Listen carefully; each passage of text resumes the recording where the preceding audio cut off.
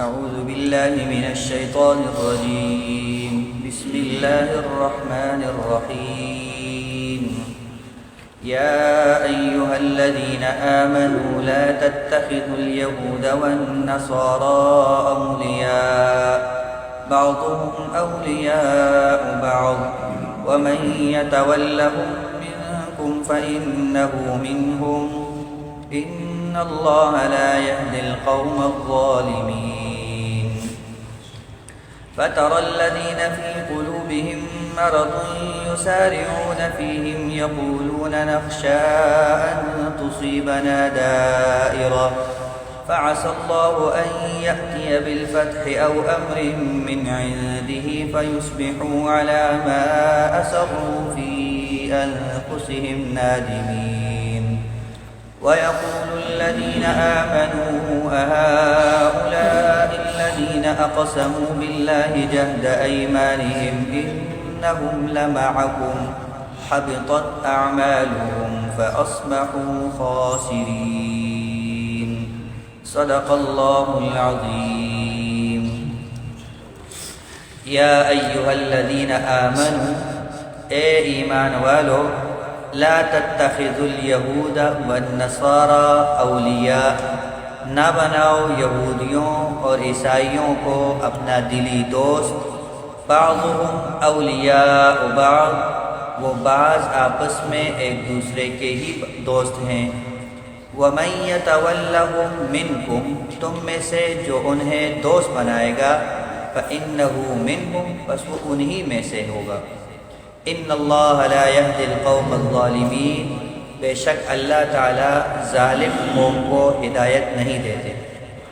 فترى الذین فی قلوبهم مرض اے مخاطب آپ دیکھیں گے ان لوگوں کو جن کے دلوں میں مرض ہے، نفاق منافقت ہے. یسارعون فیہم وہ دوڑ کے گھستے ہیں ان میں. یقولون کہتے ہیں نخشى ان تصیبنا دائرہ ہمیں خوف ہے کہ ہم پر کوئی مصیبت نہ آ جائے. فعسى الله ان يأتي بالفتح او امر من عنده پس قریب ہے کہ اللہ تعالی فتح کے ذریعے دروازے کھول دے. او امر من عنده یا اپنی طرف سے کوئی فیصلہ نافذ فرما دے. فيصبحوا على ما اسروا في انفسهم نادمین پھر یہ لوگ پچھتائیں گے ان رازوں پر جو دلوں میں رکھے ہوئے ہیں. وَيَقُولُ الَّذِينَ آمَنُوا اور کہیں گے وہ لوگ جو ایماندار ہیں أَهَؤُلَاءِ الَّذِينَ کیا یہ وہ لوگ ہیں أَقْسَمُوا بِاللَّهِ جَهْدَ أَيْمَانِهِمْ جو بڑی پکی قسمیں کھاتے تھے اللہ کے نام کی. إِنَّهُمْ لَمَعَكُمْ کہ وہ تم میں سے حَبِطَتْ أَعْمَالُهُمْ ان کے اعمال ضائع ہو گئے. فَأَصْبَحُوا خَاسِرِينَ اور یہ خسارے والوں میں ہو گئے. آج کی پہلی آیت میں مسلمانوں کے لیے ایک بنیادی اور اہم اصول کہ مسلمانوں کو غیر مسلموں کے ساتھ دلی دوستی، چاہے یہودی ہو، عیسائی ہو، مشرک ہو، کوئی بھی ہو. یہاں تو صرف یہودی اور عیسائیوں کا ذکر ہے لیکن مراد غیر مسلم ہے کہ غیر مسلموں کے ساتھ دلی دوستی رکھنا جائز نہیں ہے. اس سے اللہ تعالیٰ نے منع فرمایا ہے. لیکن یہاں سمجھنے کی چیز یہ ہے کہ جو آیات میں منع ہے، جس چیز کو اللہ تعالیٰ منع فرما رہے ہیں وہ ہے دلی دوستی. دلی دوستی کا مطلب یہ کہ آپ اس کے ساتھ ایسی بے تکلف دوستی رکھیں کہ دلی طور پر آپ اس کے ہمدرد بنیں. آپ کی اس کے ساتھ ایسی دلی دوستی ہو جس کو ہم مخلص دوستی کہتے ہیں. ایک سچے مسلمان کے ساتھ جو دوستی ہونی چاہیے وہ دوستی غیر مسلموں کے ساتھ رکھنا حرام ہے، منع ہے. ورنہ اس کے علاوہ کافر غیر مسلموں کے ساتھ معاملات کرنا، جس کو لین دین کہتے ہیں، خرید و فروخت ہو گئی، ہدیہ تحفہ ہو گیا، یہ معاملات کے اس میں آتا ہے. معاملات کرنا جائز ہے. خود رسول اللہ صلی اللہ علیہ وسلم نے غیر مسلموں کے ساتھ معاملات فرمائے ہیں. وہ چاہے سیاسی نوعیت کے معاملات ہو، کاروباری نوعیت کے معاملات ہوں، لیکن جائز کاروبار ہو تو وہ کر سکتے ہیں. سیاسی نوعیت کے معاملات ہو، خود رسول اللہ صلی اللہ علیہ وسلم جب مدینہ منورہ تشریف لائے تو آپ نے میثاق مدینہ ایک معاہدہ کیا جس میں یہودی بھی شامل تھے، جس میں قبائل کے مشرک بھی شامل تھے. تو سیاسی نوعیت کے معاملات غیر مسلموں کے ساتھ کرنا جائز ہے. بشرطے کہ آپ اپنے کسی اصولی عقیدے پر آپ ان کے ساتھ سمجھوتا نہیں کریں گے۔ جیسے رسول اللہ صلی اللہ علیہ وسلم کے سامنے جب مکہ مکرمہ میں مشرکین آئے وفد لے کر، اور حضرت ابو طالب کے ذریعے سے یہ کوشش کی کہ آپ کا یہ بھتیجا ہمارے بتوں کو برا بھلا کہہ رہا ہے، تو یہ اگر اس بات کو چھوڑ دے تو ہم بیچ کا کوئی راستہ نکالیں گے۔ جیسے کئی آفرز ہوئی، رشتے کے آفر ہوئے، سرداری کے آفر ہوئے، تو یہاں تک کہ انہوں نے ایسا کیا کہ کچھ یہ ہمارے بتوں کے بارے میں بات کرنا چھوڑ دے، کچھ ہم ان کے ساتھیوں کو ستانا چھوڑ دیں گے، کوئی بیچ کا راستہ۔ لیکن آپ صلی اللہ علیہ وسلم نے ایسے موقع پہ فرما دیا کہ میرے ایک ہاتھ پہ سورج رکھ دو، ایک ہاتھ پہ چاند رکھ دو، میں تب بھی اپنے اس پیغام سے باز نہیں آؤں۔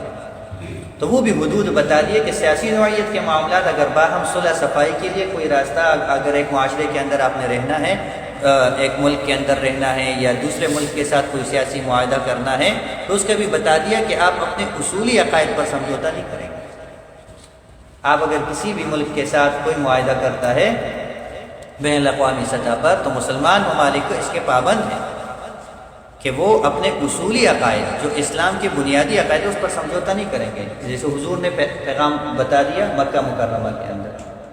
لیکن اصولی عقائد پر سمجھوتا کیے بغیر صرف لین دین کے لیے، امن و امان کے لیے، مفاد عامہ کے لیے، رفاہ عامہ کے لیے، ایک مملکت کا نظام چلانے کے لیے اگر سیاسی نوعیت کے معاملات ہیں تو وہ بھی جائز ہے، کاروباری نوعیت کے معاملات ہے، جائز کاروبار ہے تو وہ بھی جائز ہے۔ رسول اللہ صلی اللہ علیہ وسلم خود یہودیوں کے ساتھ کاروبار کیا کرتے تھے۔ آپ کی زرہ مبارک گروی رکھ دی گئی تھی یہودی کے پاس، تو کیوں گروی تھی؟ آپ نے گندم یا کچھ غلہ وغیرہ ان سے خریدا تھا، تو معاملات بھی جائز ہے۔ اس طرح کے معاملات، تجارتی معاملات ہو، سیاسی نوعیت کے معاملات ہو، اس یہ جائز ہے۔ اسی طرح ایک آتا ہے مواسات کا لفظ آتا ہے کہ مواسات بھی جائز، یعنی معاملات مواسات۔ وہ مواسات کا مطلب یہ کہ آپ ان کے ساتھ ہمدردی کا اظہار کریں، وہ غم میں ہیں، پریشانی میں ہیں، آپ کا پڑوسی ہے، آپ کے ملک میں رہتا ہے، آپ کا ملک کا باشندہ ہے، آپ کو کوئی جان پہچان والا ہے، غیر مسلم، جیسے یہاں بھی عیسائی رہتے ہیں بہت سارے، وہ کسی پریشانی میں غم زدہ ہے، اس کا کوئی فوت ہو گیا، اس کا کوئی تاوان اس کے اوپر آ گیا، کوئی بوجھ اس کے اوپر آ گیا، کوئی قرضہ اس کے اوپر چڑھ گیا، کوئی ایسی کوئی حادثہ، کوئی بھی مشکل ہر انسان کے سامنے پیش آتی ہے، تو آپ اس کے ساتھ تعزیت کریں، اس کے ساتھ غم کا اظہار کریں، ہمدردی کا اظہار کریں، آپ اس کے غم میں شریک ہو جائیں کہ ہمیں آپ کے غم میں آپ کے ساتھ آپ کے جو معاملہ ہوا ہمیں اس پر دکھ ہے، افسوس ہے۔ انسانیت کے ناطے، انسان ہونے کے ناطے، پڑوسی ہونے کے ناطے، ایک معاشرے کے اندر رہنے والے افراد ہونے کے ناطے یہ تعلق کرنا، یہ بیمار پرسی، بیماری کا بیمار پرسی کر سکتے، یہ جائز ہے۔ رسول اللہ صلی اللہ علیہ وسلم کرتے، صدقہ بھی دیتے تھے، نفلی صدقات بھی غیر مسلموں کو دیتے تھے، تو ان کی دلداری کے لیے، ان کی دلجوئی کے لیے، ان کو پریشانی سے نکالنے کے لیے کوئی اس طرح کا تعاون آپ کر سکتے ہیں، تو یہ جائز ہے۔ ہمدردی کا اظہار ان سے کر سکتے ہیں، معاملات کر سکتے ہیں، معاہدات کر سکتے ہیں۔ ایک چیز ہے جس کو موالات کہتے ہیں، جو اس طرح کی آیات میں کئی جگہ قرآن کریم میں ہے، جس کو کہتے ہیں دلی دوستی۔ دلی دوستی کرنا جائز نہیں ہے، کسی بھی غیر مسلم کے ساتھ دلی دوستی نہیں کر سکتے۔ اس کے علاوہ باقی آپ کا پڑوسی ہے، جیسے وَالصَّاحِبِ بِالْجَنبِ وَابْنِ السَّبِيلِ، اس میں اس آیت کے اندر چند حقوق بتائے گئے ہیں، تو ان میں سے ایک حق جو پڑوسیوں کا حق بتایا ہے، وَالْجَارِ الْجُنُبِ وَالْجَارِ الْجُنُبِ، ہاں، قریب کا پڑوسی اور دور کا پڑوسی۔ تو قریب کے پڑوسی اور دور کے پڑوسی، مفسرین نے یہ نقطہ بھی لکھا ہے کہ دور کے پڑوسی سے مراد ہے کہ وہ آپ کا پڑوسی تو ہے لیکن وہ آپ کے دین کا نہیں ہے، غیر مسلم۔ تو قرآن نے اس کے ساتھ بھی اچھے برتاؤ کا حکم دیا ہے، پڑوسی ہونے کے ناطے، انسان ہونے کے ناطے۔ تو اس طرح کے تعلقات نبھانا، تعلق رکھنا یہ جائز ہے، لیکن دلی دوستی رکھنا جائز ایک چیز ہے جس کو یہاں منع فرمایا ہے کہ یہ کر لا تتخذوا اليهود والنصارى اولیاء، یہود اور نصارہ غیر مسلموں کو آپ دلی دوست نہیں رکھ سکتے، بعضهم اولیاء بعض، وہ آپس میں ایک دوسرے کے دوست ہے، یہودی یہودی کا دوست ہے، عیسائی عیسائی کا دوست ہے، ایک مذہب ہونے کے ناطے ایک دوسرے کے ساتھ ان کے دل قریب ہے۔ وَمَن يَتَوَلَّهُ مِنْكُمْ فَإِنَّهُ مِنْهُمْ، تم میں سے جو ان کو ساتھ موالات کرے گا، یعنی دلی دوستی رکھے گا، سمجھو کہ وہ ان میں سے، یعنی اس کا یہ مطلب نہیں کہ وہ کافر ہو گیا۔ اگر وہ اس دوستی کو، دلی دوستی کو جائز سمجھتا ہے، تو پھر تو ظاہر بات ہے کوئی مسلمان قرآن کریم کی کسی بھی حکم کو آپ دل سے نہیں مانتا تو ایک لفظ کے قرآن کریم میں کسی ایک لفظ کو بھی نہ ماننا تو کفر ہے، لیکن ایسا تو کوئی بھی نہیں کرتا۔ اگر کوئی نادان مسلمان دلی دوستی رکھتا بھی ہے تو اس کو آپ غیر مسلم تو نہیں کہہ سکتے، کافر تو نہیں کہہ سکتے۔ قرآن اس موقع پر اس دوستی کی، دلی دوستی کی برائی اور مذمت انتہائی اعلیٰ انداز سے بیان کرتے ہوئے فرماتے ہیں کہ فَإِنَّهُ مِنْهُمْ، سمجھو کہ وہ ان میں سے۔ غیر مسلم تو ان کو پھر بھی نہیں کہیں گے، یہ نہیں کہ اب تلوار اٹھا کے اس کو مار دو کہ یہ مرتد ہو گیا، نہیں، اتنا اسلام سے کوئی اتنے آسانی سے نہیں نکلتا۔ لیکن بہرحال معاملہ بڑا سنگین ہے کہ کسی غیر مسلم کے ساتھ دلی دوستی رکھنا جائز نہیں ہے۔ ان اللہ لا یہدی القوم الظالمین، ظالموں کو اللہ ہدایت نہیں دیتے۔ لیکن منافقین کا طرز عمل کیا ہوگا؟ اللہ تعالیٰ فرماتے فَتَرَى الَّذِينَ فِي قُلُوبِهِم مَرَضٌ، جن کے دل میں منافقت ہوتی ہے، آپ دیکھیں گے یُسَارِعُونَ فِيهِم، وہ انہی میں گھستے چلے جاتے ہیں۔ صبح شام جا کے دیکھو مجلسیں ہوتی ہیں، انہی کے ساتھ ان کی میٹنگز ہوتی ہے، انہی کے ساتھ ان کا آنا جانا ہے، انہی کے ساتھ ان کا بیٹھنا ہے، یُسَارِعُونَ فِيهِم، گھستے چلے جاتے ہیں انہی میں۔ یقولون نخشى ان تصيبنا دائرہ، اور جب انہیں کہا جائے وہاں کیوں جاتے ہو، کیوں اس طرف اتنی زیادہ آنا جانا ٹھیک نہیں، اتنی زیادہ تعلقات ٹھیک نہیں، کہتے ہیں یقولون نخشى ان تصيبنا دائرہ، ہم کسی حادثے سے ڈرتے ہیں، کوئی حادثہ پیش نہ آ جائے۔ اب یہ حادثہ پیش نہ آ جائے کیا مطلب ہے؟ یہ بھی منافقین کی وہی چال ہے جو قرآن کریم میں 2-3 جگہ پہ بتایا، 2 جگہ پہ تو صاف الفاظ میں یحرفون الکلم عن مواضعہ، ان یہودیوں کے اور منافقین کی ایک چال یہ ہے کہ یہ باتوں کو اپنے اصل موقع محل سے ہٹاتے ہیں، بات کا ظاہر کچھ ہوتا ہے، باطن کچھ ہوتا ہے۔ تو کہتے ہیں نخشى ان تصيبنا دائرہ، ہمیں حادثات کا خوف۔ اب حادثات کا خوف کا کیا مطلب ہے؟ مسلمانوں کو کہتے تھے کہ ہم ان کے ساتھ اس لیے ملتے ہیں کہ دیکھیں پورا مشرکین جو پورے قبائل وہ ہمارے خلاف ہیں، کل کو اگر وہ یکبارگی ہم پہ حملہ کریں تو پھر کیا ہوگا؟ تجارت تو مدینے کی یہودیوں کے پاس ہے، مالی لحاظ سے تو یہ مضبوط ہے، تو ہم ان حادثات سے ڈرتے ہیں اگر ہمارے خلاف مشرکین یعنی اپنے آپ کو مسلمان ظاہر کرتے ہیں، اگر مشرکین ہمارے خلاف یکبارگی حملہ کریں گے، کوئی بڑا حادثہ آئے گا، ہم ان سے مدد لیں گے، صرف اس لیے ملتے ہیں۔ مسلمانوں کو یہ بات ہوتا، اور خود آپس میں اسی جملے کا کیا مطلب نکالتے تھے؟ نخشى ان تصيبنا دائرہ، ہم بڑی مصیبت سے ڈر رہے ہیں، یہ مسلمان جو مشرکین سے وہاں بھاگ کے جان چھڑا کے یہاں آ گئے، مکہ سے یہاں آ گئے، اب اگر مشرکین نے حملہ کر کے ان کو مغلوب کر دیا، ہم نے بھی اگر ان مسلمانوں کا ساتھ دیا تو نہ یہودی ہمارا ساتھ دیں گے نہ مشرکین ہمارا ساتھ دیں گے، ہم تو بیچ میں پھنس جائیں گے۔ تو ان یہودیوں کے ساتھ بنا کے رکھو، ان مسلمانوں تو آج نہیں کل مغلوب ہو جانا، یہ تو توڑے سے ہیں، چند سوتے ہیں، مدینہ میں تو شروع میں چند سو تھے، تو یہ تو چند سینکڑوں میں ہیں، یہ تو مغلوب ہو جائیں گے، ختم ہو جائیں گے، ہمارا کیا بنے گا؟ ہمارا تو جینا مرنا یہاں پر ہے، کیونکہ یہ یہودی تو آبائی جدید پشتی مدینے میں رہ رہے تھے، اور منافقین تھے ہی اصل میں یہودی۔ تو آپس میں اس جملے کا کیا مطلب نکالتے تھے؟ نخشى ان تصيبنا دائرہ، ہم اس بڑی مصیبت سے ہمیں خوف ہے کہ اگر ہم نے کھل کر مسلمانوں کا ساتھ دیا اور مسلمان مشرکین کے ہاتھوں مغلوب ہو گئے تو ہمارے تو یہودیوں سے سارے رشتے ناطے ختم ہو چکے ہوں گے، تو اس لیے یہ رشتے ختم نہ کرو ورنہ یہ بڑی مصیبت سر آ جائے۔ تو بات ایک ہی ہے، مطلب دو نکالتے، آپس میں اپنا کچھ مطلب اور مسلمانوں کے سامنے اس کا کچھ مطلب نکالتے تھے۔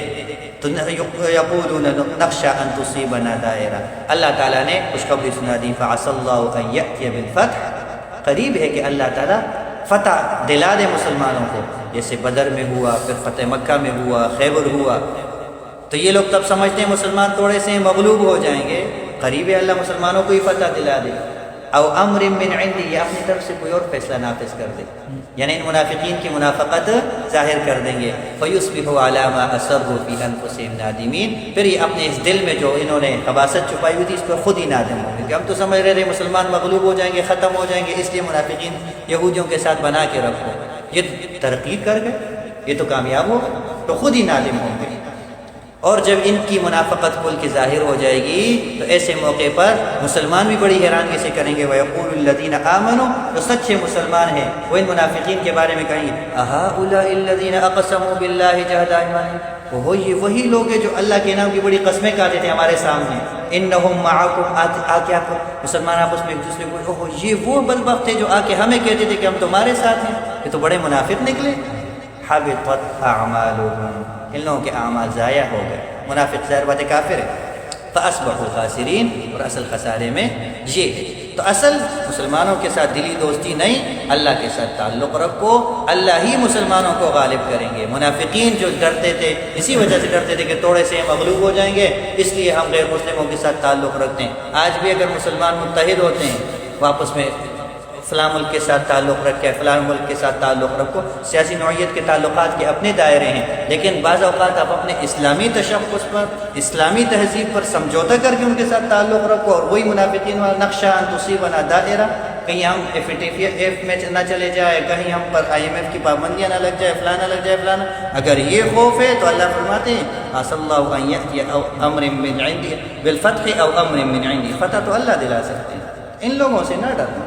تم اپنی اسلامی شناخت اور اسلامی عقائد اور اصول پر تم سمجھوتا نہ کرو، خود اللہ تعالیٰ تمہیں ترقی دیں گے۔ اگر ہم آج اس بنیادی چیز کو چھوڑے ہوئے ہیں تو وہی منافقین کی خاسرین خسارے میں جا رہے ہیں، اور وَيُصْبِحُ عَلَىٰ مَا أَسَرُّوا فِي أَنفُسِهِمْ نَادِمِينَ، خود ہی اندر اندر ہم پچھتا رہے ہیں کہ ہمیں ترقی کیوں نہیں ہو رہی۔ ہم اصل میں بنیادی ان غلطیوں میں مبتلا ہے، منافقین کی اس غلطیوں میں۔ تو اس غلطیوں سے جب تک ہم نہیں نکلیں گے تب تک اللہ کی مدد نہیں آتی۔ اللہ تعالی ہم سب کو اپنے آپ کو سدھارنے کی توفیق نصیب کرے۔